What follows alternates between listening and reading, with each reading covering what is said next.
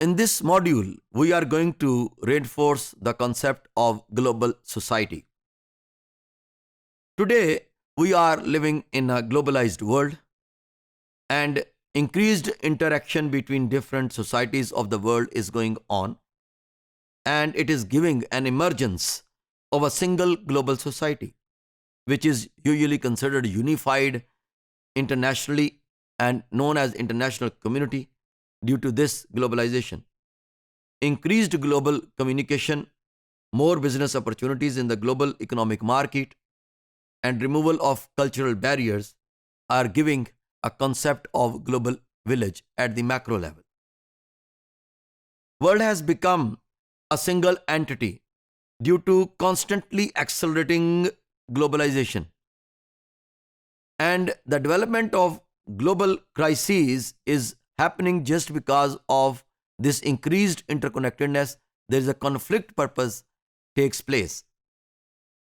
Recessions are experienced globally.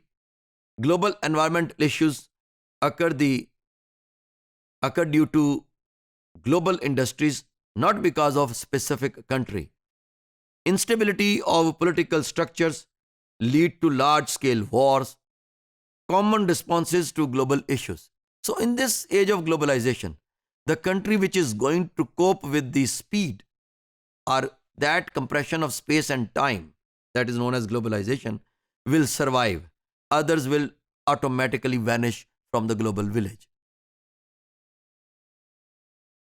Owing to this global village where increased interconnectedness is going on, interdependence is going on, here are some global crises which are also occurring, like poverty, unemployment, pollution, famine, genocide.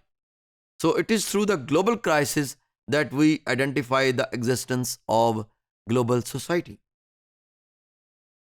Political crises are now considered as international crisis.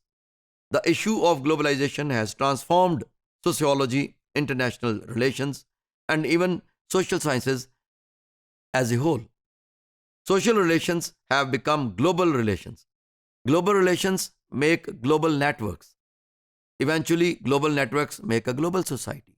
So, all pros and cons of this global society are there, but we need to adjust ourselves accordingly.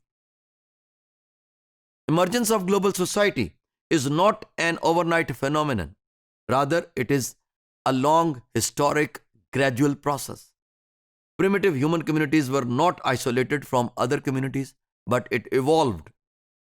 It is an exceptional fact that few primitive communities lived in isolation, but most of them migrated and had contacts. Modern global society, our contemporary global society, emerged as a result of global integration of the Western world and the rest of the world. Although it is an oversimplification to say that globalization is integrating societies unilaterally, in which developed world is contributing more as compared to the developing world. But I understand that both developing and developed world are integrating altogether without any differences.